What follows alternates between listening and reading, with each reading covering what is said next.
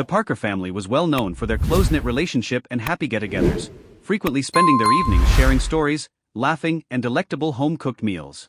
This particular night was no exception. The atmosphere was filled with warmth and camaraderie as they enjoyed their dinner together. As the evening of light-hearted conversation and joy came to an end, the doorbell unexpectedly rang, and Lori, the exuberant 12-year-old lead, jumped up from her seat and punched her father and brother to the door. She swiftly made her way back to the dining area, her face displaying confusion. "A police officer is here, Dad. He wants to talk to you," she said. Frank felt some anxiety, but he was able to maintain his composure for the sake of his children. Frank approached the door and was greeted by a Georgia State Trooper. "Are you Frank Parker?" The trooper asked. "Yes, that's me." "Are you Meredith Parker's spouse?" Frank nodded.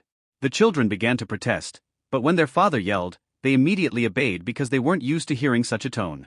After they left, the officer turned to Frank and said, "I have bad news. Your wife's plane is missing and presumed shot down. It vanished from radar tonight halfway between Miami International Airport and Nassau." Frank felt his throat tighten and cleared it before speaking. "Bob, Lori, go to your rooms. I need to talk to the officer alone." Meredith, the vice president of regional sales for a large multinational corporation, was traveling with the region's CFO to the company's Caribbean headquarters.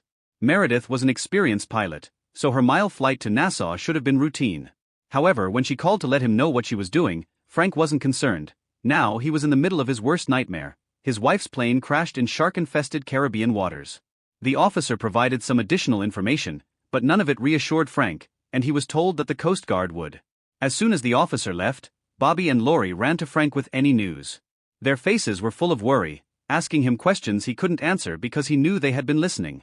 They huddled together, trying to comfort each other, and when Lori started crying, Bobby's eyes grew red. Frank tried to remain calm for his kids, but he was angry inside. They couldn't concentrate on their homework or dishes, and they spent the evening clinging to each other even though it was past their bedtime, waiting for a call that never arrived. The next morning, while trying to eat breakfast, a Coast Guard representative called. When they reported no findings, Frank called the principal of the children's school to explain their absence. He then found Bobby and Lori watching CNN's coverage of the missing plane, unsure if he should let them watch. Finally, exhausted and afraid, the three of them fell asleep together in Frank's bed for the first time since the kids were young. The phone rang again, starting a chain of calls that included calls to Meredith's parents and his own. Were the first, all attempting to sound upbeat despite their concerns. Frank promised to keep them informed of any updates from Meredith's friends and co-workers, and they all wanted to help, but they weren't sure how the conversations went. The most difficult calls came from the media, which caught them off guard. Frank spoke for longer than he wanted with a reporter from the Journal-Constitution after noticing a pattern and starting to screen calls, only answering those from friends and family. The following days were terrible. The Parkers were essentially prisoners in their house, avoiding people and holding out hope for news from the Coast Guard. Frank called the Miami office every day, but the reports were always negative. 5 days later, a Coast Guard officer called with the dreaded news that Meredith's plane wreckage had been discovered with no sign of anyone. At first, Frank enjoyed the meals, but soon they had more than they could eat. Frank wanted to hide and grieve alone, but there was no way for that to happen. He had to deal with a long list of duties, starting with telling Bobby and Lori the terrible news and comforting them. After they calmed down, he had to call family and friends, set up a memorial service, and write an obituary. By the end, Frank was worn out, but the family accepted the service and started the gradual process of getting back to normal life. The kids started going back to school, which helped a little, but Frank found it difficult to adjust to his new responsibilities. On a friend's recommendation, he sought legal advice from a lawyer and was shocked to hear that he needed a death certificate. However, her plane crashed at sea, so Frank objected, saying, "But without a body, the court must issue an official statement. Do I really have to wait 7 years?" The lawyer assured him that cases like this usually end quickly, and he would draft a petition and assist him in amending other documents like bank accounts, mortgages, and insurance. Frank was overwhelmed. On the plane with Meredith, Frank also had to call his wife's company regarding benefits. He dreaded calling the widow of John Kohler, the CFO, but he felt obligated to do so. When he called Amanda Kerr, she was already waiting, and they exchanged condolences. Frank realized that she understood his grief. "It's difficult, Amanda. I can't believe she's gone. Everything reminds me of her, and I keep thinking I see her in crowds." He looked at the floor, overcome with emotion, and Amanda knew that no words could ease his grief. "It's difficult, but I'm managing." She added that JN and I didn't have children, so it's different for me. If he hadn't passed away, we were on the verge of divorce. I'm sorry to hear that, Frank said sympathetically, but at the same time, I feel guilty for not being more depressed, but I still miss him. Will you be all right financially? Frank asked if I'll manage the business, which insured John's life, so I'll get twice the face value, but he made poor investments, and we lost a lot of money. After talking for a little while, Frank rose to leave Amanda, saying, I'm sorry, but I have to leave. Bobby and Lori will be out of school soon and I need to pick them up. Please keep in touch, and if you need anything, even just to talk, call me. Frank wasn't surprised by John Kohler's behavior, and when Amanda mentioned that the company paid life insurance, she reminded him to contact Meredith's benefits department. When Frank got home with Bobby and Lori, he was shocked to see a car parked outside, guiding the kids through the garage. The doorbell rang, and We're with the Georgia Bureau of Investigation, and I'm Special Agent Harold Barnes. This is Special Agent Celia Murray. I'm sorry we upset your daughter, Mr. Parker. We're just doing a routine check regarding your application for Mrs. Parker's death certificate. We can return later if you don't mind. A man in his 50s and a young woman dressed professionally. Lori clung to her father's waist, soaking his shirt with tears. What does that mean? Frank demanded angrily. We need some information about your wife, so we moved to the living room and sat around the coffee table. Agent Barnes started by asking how long you've been married. Since right after we graduated from the University of Georgia. Frank responded, It's okay, sweetheart, nothing bad happened. Agent Murray knelt and offered Lori a napkin, which she reluctantly took to wipe her eyes. Frank then sent Lori to her room to complete her homework.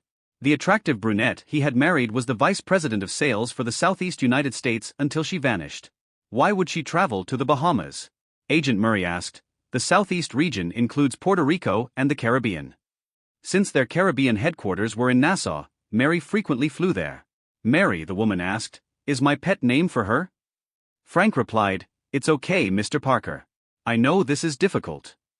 Agent Barnes changed the topic. What do you do, Mr. Parker? I'm a house husband. Frank smiled. I was an aerospace engineer until 3 years ago when my company downsized. Moving for a new job wasn't an option, but Mary's career was thriving, so we decided that I'd handle the household and kids. How did this change affect your relationship? Agent Barnes asked. What's going on?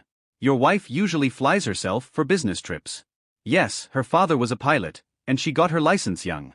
Frank became irate and Agent Murray interrupted, saying, We need to see if any factors played a role in your wife's disappearance. This is routine. Frank calmed down, but it was a big change. As an engineer, I considered all the factors and decided that it made sense for our family. Mary concentrated on her career, and I looked after Bobby and Lori. The agents were silent, and Frank went on to say that it wasn't easy because she was frequently busy with meetings and CL cents, and I felt that her work came first. Agent Barnes asked, Did you notice any changes in your wife's behavior before she disappeared? Mr. Parker asked. No, Frank replied. She was under a lot of pressure and was traveling more, but Mary said she was in line for a promotion that would reduce her travel and come with a higher position and pay. Agent Barnes then asked, taking notes, Are you aware of any recent changes in your finances? Mr. Barnes replied confidently, I haven't noticed anything unusual in our finances. Thank you, Mr. Parker. If you think of anything else, please give me a call. After the agents left, Frank checked in with his kids, who were occupied with their homework. He saw that they were resilient children who had endured a lot and were doing well. The following day, Frank went to IMC headquarters to talk about Meredith's benefits. The department head offered him condolences and gave him a box containing Meredith's belongings, including a family portrait. A specialist examined Meredith's K account, and Frank revealed that it was significantly higher than. The specialist explained that the large insurance benefit Meredith had selected would provide her income for nearly 4 years. The insurance company will pay annually to minimize taxes. The specialist explained that it was contingent on receiving Meredith's death certificate, which Frank was confident would arrive soon after meeting with the GBI agents. Frank was relieved to know he wouldn't need to find a job right away. This was anticipated due to increased contributions, and the specialist advised him to transfer the funds to his own IRA for easier management. A few days later, while Frank was making dinner, the doorbell rang. Special Agent Murray stood there and told him that the investigation was finished and that the death certificate had been issued. Frank sighed with relief, but then Lori's terrified cry came from the back of the house. Daddy, help me, Frank said, running to her room with Agent Murray. Lori was looking at a big red stain on her jeans. I'm bleeding, Daddy, she sobbed. What happened? Frank asked horrified Agent Murray. Let me handle this, she said, firmly pushing. Frank began to protest, saying, I'll take care of Lori, and explain to Bobby you go to the store and hurry back. As he realized that Lori was menstruating, Frank chastised himself for not talking to her about growing up. Oh Mary, I need you more than ever, Frank thought. After 15 anxious minutes, Celia emerged from the living room. Lori said, "You need to go to the store and buy sanitary napkins, get the smallest size," but Bobby resisted. After a few minutes, Celia returned with a smile and hugged Lori.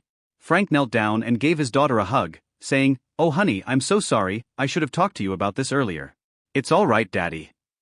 Lori said, "I just got scared," and Celia explained everything to him. "Now I know what to do," she said, holding Celia's hand. Frank turned to Celia and said, "Thank you, it's good you were here. I'm not great with girls." Celia smiled, but Bobby said, "Does this mean we won't have dinner tonight? I'm starving." Lori cried out, but Frank restrained her. "Bobby, if you talk to your sister like that again, you'll go to bed hungry," Frank said. "Now, wash your hands and set the table." He turned to Celia and asked her to stay for dinner. Celia hesitated, but Lori pulled her arm, and she smiled and said yes. At dinner, the kids barraged her with questions about law enforcement, and Frank was amused and relieved to see his kids getting over their sadness. After dinner, Frank offered Celia coffee. "You seem at ease with children, don't you? Work with them frequently?" he inquired. "I come from a big family, 2 brothers and 3 sisters. I was the oldest, so I was like a second mom." Celia remarked, "That's why I knew what to do with Lori." Frank smiled, "I'm glad you were here. I wouldn't have known how to calm Lori." Celia's expression turned serious as he asked how they were handling the loss of their mother. On the Anank side, Lori is very needy, and Bobby is moody and reclusive. "I'm not sure if that's because Mary's death or his adolescence. You're doing a great job, but it will take time for all of you. I've intruded long enough, so I'd like to say goodbye to Lori and Bobby." She stood up and hugged Lori, who walked with her arm around Celia's waist. She truly had a new friend, Frank thought. A few days later, a package arrived for Lori, containing a pink stuffed elephant and a note from Celia. Frank was perplexed by the decision, but was shocked to see it placed prominently on Lori's bed. "I suppose she still has a little girl inside of her." He acknowledged that he called Celia to thank her. The homeroom teacher informed Frank that Bobby's behavior had gotten worse over the past few months.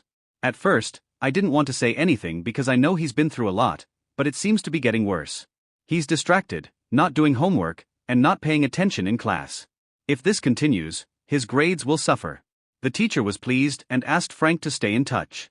Weeks later, Bobby's teacher called to discuss discipline issues. Frank scheduled a meeting for the following day, but decided not to tell Bobby until he knew more. Dropped significantly. Frank was worried about how much of this was just being a teenager.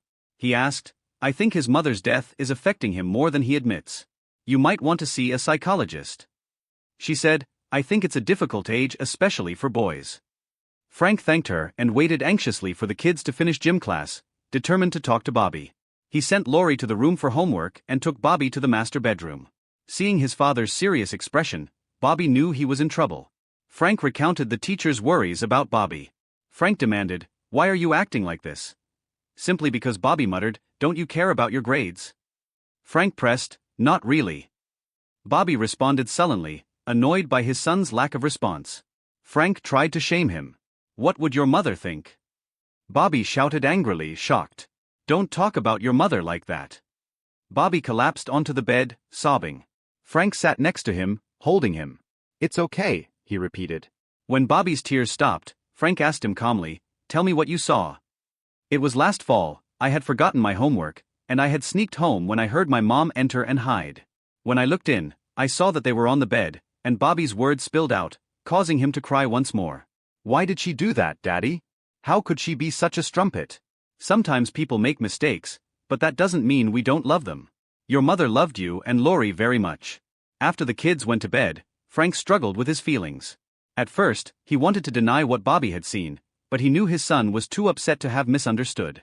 Frank felt betrayed. How could Mary have cheated on him, who was the man? How long had it been going on? Losing her in a plane crash was difficult, but acknowledging he had lost her for a long time. Frank talked to Bobby until he calmed down, then sent him to do his homework. He couldn't sleep the night before, so Frank went to the gym the following day in the hopes that exercise would divert his attention. However, as he was on the treadmill, his mind raced back to Mary's adultery. How could she have done that in our bed? It must have been one of those days when I went to the gym and he realized that his routine had made it easy for her to plan if she had scheduled her meetings around my schedule. How often did she meet him? Her travel could have interfered with each question, adding to Frank's misery. He had never had stomach issues before, so he went to the pharmacy for antacids. He felt helpless because he had no one to talk to about his discovery. Telling his parents or his family would ruin them, and he didn't want classmates or the neighborhood to make fun of his children. One evening, he saw Celia Murray's business card and called her, anxious to share his news. Celia was happy to hear from him but worried when he said he needed to talk, and she asked if Bobby and Lori were okay. Celia was waiting at the restaurant when she noticed his upset expression and asked, "For heaven's sake, Frank, what's wrong?" He started, "I found out Meredith was cheating on me." Celia reached for his hands. "Oh Frank, that's terrible, tell me everything." He described the teacher meeting where he confronted Bobby and Bobby's revelation, and Celia listened in silence. Poor. Celia squeezed Frank's hands and said, "No wonder he's struggling at school, and with her death he's even more troubled. I can't imagine what you're going through. Did you see any signs?" "No," she said. "The husband is always the last to know what our sex life declined after her promotion, but I thought it was due to her job pressure. I have no answers. Who was he? How long did it last? Did she plan to leave me? Why did she do this to us?" Celia said, "I have no answers." He saw that neither of them had touched their food as they were about to leave, and he said, "I guess I'm not good lunch company." "Don't worry." She replied, "Skipping a meal or two is probably good for me." "I know you're right, but it hurts. I think when she stopped loving me." "No," Celia said firmly, "Meredith cared deeply about you and the kids, so she got maximum life insurance and maxed out her K to ensure your future." Thank you, Celia. The following Saturday, while cleaning up storm debris in the yard, Frank noticed Lori on the phone. He asked Bobby if anyone had called, and Bobby replied that she was talking to her new best friend Celia. "What's a BFF?" "Stay in touch, Frank," he thought, "and let me know if I can help." She kissed his cheek, and as she turned away, Frank thought he saw her blush. Frank felt surprisingly lighter. "I guess I really needed to talk it out. Friend forever." Lori looked up and asked Daddy if we could take Celia out to dinner so that I could talk to her. Frank said, "Hello Celia, would you like to have dinner with us tonight?" She quickly said, "Great, see you around 6. Frank turned to Lori and said, "I'm coming, let's clean up so she doesn't think we live like pigs." Bobby grumbled, but as he began cleaning up, Frank decided to make a special fish dish, which required a trip to the grocery store. He found a nice piece of salmon, a bottle of wine, dessert, and a bouquet of flowers. "I guess I'm going all out." He assumed Celia arrived at 6, and Lori welcomed her in. Bobby even made a courteous conversation, but Celia didn't seem to notice. She talked to Lori and looked around her room while Frank finished dinner. The meal went well, and Celia teased him, "Oh, a man who can cook warned me about you." After dinner, Celia helped clean up while keeping the kids busy, filled their wine glasses, and moved to the living room. "Frank's dinner was delicious, and I appreciate you inviting me." Before issuing your wife's death certificate, the GBI conducted a routine investigation and found nothing unusual, but with John Kohler we discovered some oddities. He was in financial trouble due to bad investments. Frank nodded, remembering what Amanda Kohler had told him. IMC Security found significant irregularities in the Southeastern Accounting Department. "Lori wouldn't forgive me if I hadn't laughed. She's a wonderful girl, and you're doing a great job," Celia said, but then her tone changed. Under the leadership of John Collier, they discovered a fraudulent billing scheme that may have embezzled millions from IMC, and it seems that Collier approved of it. Poor Amanda. Frank said she didn't deserve that, but Celia's revelations led to new ideas. Could Kohler have caused the crash to hide his tracks? Could he have been hiding somewhere? Frank speculated, "You're getting carried away." Celia warned that the most likely scenario is still the plane going down unexpectedly. "We'll look into all possibilities, but do you think Meredith was involved?" Frank asked. "It's unlikely." Celia responded that she didn't show any signs of planning to leave her family, unlike Kohler, whose marriage was in disarray, and that Meredith's finances were in perfect order. "This is just conjecture. The only information we have is that the plane crashed. Frank promised me that he wouldn't share this because it could jeopardize the investigation and my job." Celia said, "I understand and I promise, but why tell me?" Frank asked. "Ranger," she urged, "I promise," and Frank responded, "Besides, I enjoy our talks." Celia's smile brightened the room as she said goodbye to Bobby and Lori. When Bobby paused his game to say goodnight, it was a rare gesture. Lori walked Celia to the door, securing a promise to call Celia. Before leaving, she kissed Frank on the cheek and said, "I like you, Dad." Frank pulled Lori close while he lay in bed that night, reflecting on what Celia had told him and imagining different scenarios. "Oh Mary," Frank thought as he lay in bed that night, thinking about what you've gotten yourself. A week later, while looking through sports news on his computer, Frank spotted the Facebook icon and, on a whim, clicked it. Frank hardly ever used Facebook other than to keep tabs on his kids' activities, so he insisted Bobby and Elle add him as friends and give him their passwords in the hopes that they would be discreet. When Frank logged in, he saw mostly boring content, but he saw a friend request from Tom Thomason, a name he didn't recognize. There was just a silhouette instead of a photo. Clicking on the name, he discovered the "Hey Bobby," Frank called out. "Do we know a Tom Thomason?" Bobby replied, "He's been trying to friend me for weeks, and I deleted his requests." Lori peeked in. "He tried to friend me too, saying, he's just some creep on Facebook." Frank was worried that someone was contacting not only him but also his kids, and he reassured them that they were doing the right thing by never responding to strangers online. Then it occurred to him that perhaps Celia could help us identify this Thomason, so he called her, and she graciously, "Hello, Celia. "Something strange has happened, and I need your help." Bobby and Lori are fine, right?" she asked, worried, but he assured her that they would be in a few minutes. "You look great, Celia." "You didn't need to dress up for us." "Thank you, Frank," she said. "I wanted to." Frank called the kids over, and Bobby immediately logged into their Facebook account, displaying the friend requests from Tom Thomason. Celia commended Bobby's abilities and looked at the messages but found nothing helpful. "It's probably a marketing ploy." She advised them to never give their personal information to strangers, and the kids nodded solemnly, taking her advice seriously. As night fell, Frank proposed that they go out to dinner, and Celia enthusiastically accepted. They went to a casual restaurant where Celia talked to the kids, and Frank realized that Celia likely knew more about their lives than Meredith did. The lively conversation continued during dinner and the drive home, and Celia joined them. "I don't think those Facebook requests were a marketing ploy. The Bureau has alerts about identity theft scams, but they don't usually target children. Someone might be trying to get your family's information." Frank fällt Achille. Who could it be? What do they want? "I don't know, this doesn't fit any cyber fraud model. I've seen Celia say, 'What can we do?'" Inside, the kids asked Celia to watch TV with them, but she declined. "I need to talk to your father." She led Frank to the living room and became serious. "Accounts, perhaps keep them off the internet." She briefly reasoned that if they are cautious and avoid talking to strangers or clicking on dubious links, they should be fine, "But I have a friend in the federal government who might be able to help. He might not find Tom Thomason, but he could track down his location. I'll call on Monday and let you know." With those words, she got up and went to her room to bid the two kids good night. When she got back, Frank walked her to the door, and before she opened it, he gave her a hug. "He has been acting as a guardian," he genuinely said, "angel to us," and she looked into his eyes for a moment before kissing him on the lips. "I don't know if I want to be an angel," she said, winking, before turning and rushing to her car, leaving Frank standing there in confusion. True to her word, Celia called Frank late Monday morning and asked if he knew anyone in Palm Beach, Florida. If so, who is Tom Thomason? Frank replied, "Whoever he is, he created his Facebook account with a zip code. Code beginning with 334, so he's somewhere in Palm Beach County," she said. Frank replied, "I don't understand why someone in Palm Beach would try to contact us, but at least he's not nearby, that's reassuring." "I agree with Celia, but we've been monitoring a lot of scams in South Florida, so perhaps this is some new type of internet scam. Just make sure Bobby and Lori have nothing to do with these friend requests. I'll let Celia know, and thank you. I feel so much better about the whole situation." Frank was not at all reassured. On the contrary, he felt as though he and his kids were constantly being attacked. First, he received the heartbreaking news of Meredith's passing.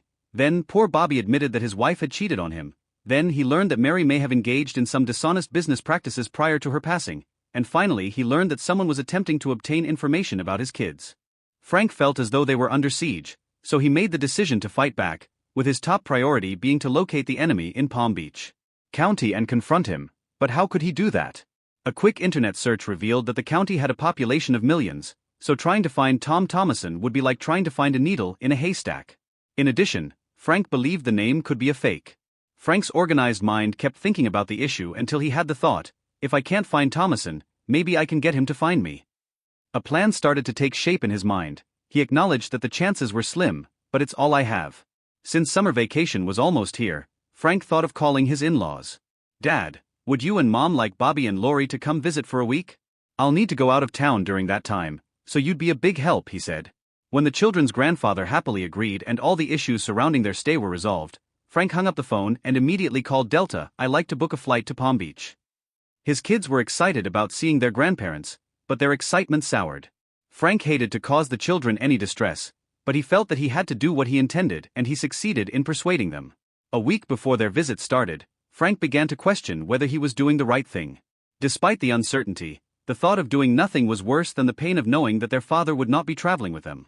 This would be the first time they had been separated since their mother's death, and the prospect brought back the fear of abandonment they had felt since then. After a few minutes of conversation, Celia called to ask how he and his family were doing. Frank thought she sounded almost shy. "I was wondering if you wanted to get together next week, because I haven't seen you and the kids in a while," she said hesitantly. "I'd love to do that, Celia, but I'm taking the kids to their grandparents, so we'll be gone all week." "Oh, I understand," she said, "but maybe sometime I'd like that very much, Celia." When Frank got home and took the kids to his relatives in the village, he sat down at the family computer right away. One of the reasons he asked Meredith's family to take his kids was because he knew they didn't have a computer, so he felt safe logging onto Laura's Facebook. Sure enough, a friend request arrived from Tom Thomas and Frank. Frank felt bad about lying to Celia about his plans, but he told himself that at least it was partially true and that he knew what she would say if he told her about his true intentions. The hardest part came when he pretended to be a year-old girl. He studied his daughter's previous messages and decided that he could mimic her style quite well. "I may not be able to fool her friends," he admitted to himself, "but I hope I can fool Tom Thomason." He decided that his first communication should lay the foundation when he clicked on the accept option and quickly received confirmation that Lori was now friends with this stranger. If nothing comes of this, Frank thought, I'll just unfriend him later. I'm going to Florida, and my best friend Celia offered to take me with her. My dad agreed, and we're flying out tomorrow. I can't wait. Frank decided to call Celia by her first name, assuming that neither Laura's friends nor Tom Thomason knew her. He hoped that Celia wouldn't mind, and now that the bait was set, he hoped he could attract the fish's attention. "I can't believe I'm in Palm Beach. That's amazing that evening." Frank wrote, "Spent the day at the beach or I'm going to be so tan." The following morning, he wrote another note in the hopes that it would be noticed. "I'm going back to the beach tonight. Tomorrow Celia is taking me shopping on Worth Avenue. We'll have lunch at Tabo." As soon as the post appeared on Lori's page, Frank left for Hartsfield-Jackson International Airport, and shortly after, he was seated for the 2-hour flight to Palm Beach, gazing out the window. He recalled that he had been to Palm Beach once before, and that he and Mary had driven through town on their way back from. Frank rented a car and drove to the motel in West Palm Beach where he had reserved a room after them crossing the Lake Worth Bridge and traveling down South Ocean Boulevard admiring the mansions overlooking the Atlantic. There was a fast food restaurant across the street, so he grabbed a sandwich and a soda, which he ate in the room while studying a map of the city on his laptop. He hoped he was doing the right thing. After breakfast, he checked Laura's Facebook page, but there were only a few jealous responses from her classmates. He hoped his fishing expedition would uncover something in the morning, but he didn't anticipate Thomason getting in touch with him. After circling the block where the restaurant was multiple times, he started to question whether he had made a mistake. Suddenly, a car pulled out in front of him, and he was able to pull into the parking space. He wanted to arrive early and needed to park on the street so he could get there quickly if necessary. He got in his car and drove east over the Royal Park Bridge, to Worth Avenue, then south and east again. After setting the meter, he strolled down the street in front of the restaurant and noticed a bench in the shade. He was grateful for the opportunity to sit down, put on his baseball cap and sunglasses, and took out a copy of the Palm Beach Post, which he pretended to read while looking around the street. As he sat there, he realized how flimsy his plan was because he had no idea if Tom Thomason had seen the phony posts on Laura's Facebook page or would respond, and worse, he had no idea who he was looking for, unless the mystery man turned out to be John Collier, which. The street was packed, and Frank tried to keep track of everyone passing by the restaurant. His stomach rumbled as he watched people entering, and he cursed himself for not bringing a sandwich. His post time stretched slowly, and after a while he noticed the crowd in the restaurant starting to thin. Looking at his watch, he realized it had been more than an hour. Frank wondered how he would recognize the threat, and all he could do was hope to spot a suspicious man and confront him. As he watched the shoppers go by, he thought that staying home would not make things worse because he could at least see Celia again. Here I go again. Frank thought that he was seeing Mary in a crowd of strangers, but in reality, the woman didn't look like Meredith at all. Meredith had shoulder-length brunette hair, and this woman was blonde with a short haircut. However, there was something uncanny about her, and as he kept watching, Frank realized. His reaction was triggered by her gait, so he got up and followed her without thinking. He looked down the street and saw that the blonde had come to the corner and was attempting to hail a cab, putting his life in danger. Frank ran across Worth Avenue and got into his car, and as he was about to pull away from the curb, he saw the woman get into the back seat of the cab. The cab then turned left on the county road and headed north, and Frank followed it for a while before he finally When Frank saw the cab turn left onto a suburban street and drive until it nearly reached Lakeworth, he stopped the car at the Cur, about a soccer field away, and watched as the woman paid the driver and entered an elegant house facing the lake. Frank squinted to get a good look at her, even though she had different hair and a different haircut, but she was the same height and weight as Mary. As she continued down the path toward the house, he was struck by her gait once more, and while he was sitting in the car, Frank suddenly recalled a book he had read about an actor. Needed a disguise and put pebbles in his shoes to change the way he walks. The actor said that if someone sees me, they'll say, looks like that guy, but it's not him because I'll walk differently. It also works the other way around. Frank remembered the book and became convinced that he had just seen his late wife, who was holding back his mounting rage. He ran down the street and went to the door, rang the doorbell, and crossed his arms while waiting. The woman opened the door, looking puzzled, then she did a double take and yelled, "Frank, what are you doing here, Mary?" He sarcastically said, "To meet you here." After a moment of hesitation, she opened her arms to embrace him, but he quickly raised his hands to stop her from touching him.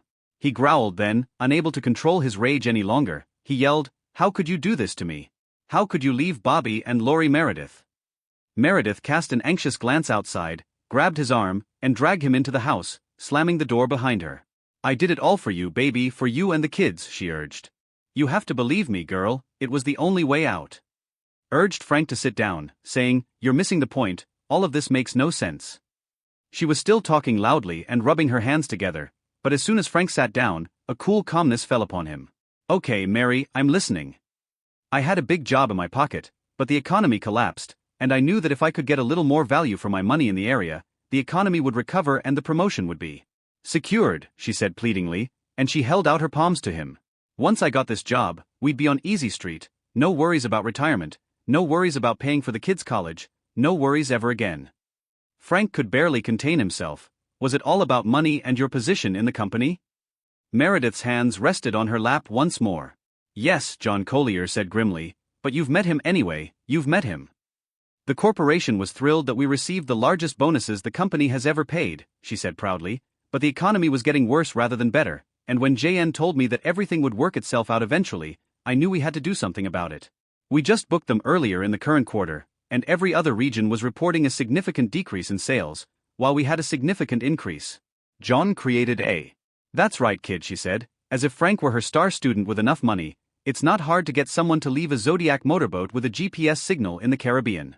We just HED in on the signal and landed right next to it. This whole thing was just a way to steal a lot of money and abandon the family," she said sourly, setting up a dummy vendor account and sending phony invoices to IMC. "They're so careless and wasteful over there that they didn't even notice." When she heard his resentment, she protested, "No, baby, that's not it at all. I knew I'd have to disappear for a while, but I made sure you and the kids were okay. I took out life insurance and put everything I could into my case so you guys would have plenty of money," she said proudly. "You thought having enough money would make up for the loss of my wife and the mother of our children this time. No, baby, you don't understand," she said. "Somewhere safe, baby, we could be together." Frank gave her a stony look as she walked around the room, and he said, "You're only missing one thing." In an even voice, she asked, "What is it, baby?" He said, "You forgot about having fun with John Kohler." She was initially afraid, but then she got up and held out her arms to him. "No, baby. It wasn't like that. John and I just worked together, we were never more than co-workers." Meredith Frank retaliated. "Don't lie to me," she said, "I saw you two together in our bedroom." "It was only once, baby, and he said he wouldn't help me unless I gave myself to him. I swear." Frank got up and ignored her, looking around and saying loudly, "Come out, John." Meredith kept screaming, "No, baby, it's just me," but as soon as she finished, John Collier emerged from the bedroom. He was dressed in a robe and had his hands in his pockets. Meredith started crying when he heard Collier use his wife's favorite name, Mary, even though he assumed they lived together. "He must have found us on Facebook," Collier complained. "I warned you, but you just had to check your two offspring." His tone then changed to one of coldness and hardness, but that didn't matter. "Now we need to get out of here," he said, turning to face Frank. "You smart boy, you're the only one who knows we're still alive." "No, John, no," screamed Meredith. However, Collier ignored her, saying, "Looks like your kids are going to lose not only their daddy but their mommy too." He laughed and raised his weapon at Frank, saying, "I wouldn't do that if I were you." Then, from the hallway, a voice called out to the three of them, and before Collier could react, a second voice said, "Drop the weapon, Collier. It's over." Harold Barnes returned from the kitchen, pointing his weapon at Collier, the former head of the. Celia swiftly moved behind the sullen man, twisted one of his arms behind his back, and snapped handcuffs around his wrist. After restraining Collier, she secured the other arm with the second handcuff, and as the two lay on the floor, Barnes called the Palm Beach Police Department on his cell phone. The accounting department looked at the two agents hostile, but then his shoulders slumped, he dropped the weapon to the carpet and slowly raised his hands while Barnes held him at gunpoint. When the fugitives were led away, the local FBI office was packed with both uniformed and plainclothes police officers. Frank stood back, looking dumbfounded at what was happening. He examined them closely, and when they left, Celia went over to Barnes, hugged him, and kissed him on the cheek. "Thank you for coming with me, partner. I owe you a great debt of gratitude," the senior agent said, smiling. "No, you don't owe me anything." When Barnes left, Celia finally looked at Frank, and to his surprise, she walked over to him, put her arms around his neck and sobbed, "You big idiot, don't you ever do that to me again. You could have gotten yourself eliminated." He held her tightly until her crying stopped, then he pulled her away enough to meet her face. "What are you doing here? How did you know where to find me?" she asked, smiling through her tears. "Lori called me to talk after telling me you weren't. I thought you were going to do something foolish with them at their grandparents' house, so I started asking questions after seeing her Facebook posts. I called the airline and discovered you had scheduled a flight to Palm Beach, so I persuaded Harold to accompany me. We've been following you since the morning," and she shook her head. "We nearly lost you when you took off after that cab, but Harold guessed which way you turned, and he was right." Frank pulled her even closer to him, saying, "I guess you really are my guardian angel." The last 2 years had been tough in many ways, but for Bobby and Lori, the consequences were even worse. Her trial and conviction on multiple criminal charges only made the family's suffering worse during the inevitable media frenzy surrounding the case. 2 years later, Frank pulled the collar of his coat tighter around his neck. The humidity was high as usual, and the wind off Puget Sound was cold and damp, but Frank still thought it felt good to be here. The International Marketing Corporation demanded that Frank return not only Edith's life insurance policy but also the majority of her case since it was funded by unearned bonuses as the innocent party. Frank may have had a reason to keep some of the funds, but he didn't want anything to do with any of his ex-wife's money. Frank feared that his children wouldn't survive the divorce, but he thought it was just a formality. Meredith could not be dead legally, but she would spend the next years of her life in Arundel State Prison. There were too many reminders of Meredith in Atlanta, too many questions from friends and others that he and his kids couldn't answer, and finding a new place to live and work seemed like the best solution for everyone. Frank didn't want to leave the state where he was living, so he urgently looked for work because his family's savings were almost completely gone. The offer he received from a large aerospace company was coveted not only because it would provide for his family but also because it meant moving across the country. And his kids were born, but he was prepared to embrace the Pacific Northwest and begin a new life. They were fortunate enough to sell the house in Atlanta and purchase a lovely, if somewhat small, house in Seattle. Meredith had always desired to live in a home that was luxurious, and Frank was content with something cozier. The kids appeared to enjoy it as well, and they were already making friends at the new school. He entered from the deck, found his car keys, and then he peered into the kitchen to find his wife. "Come on, Angel, let's go get." Celia, one of our children, grinned broadly at him.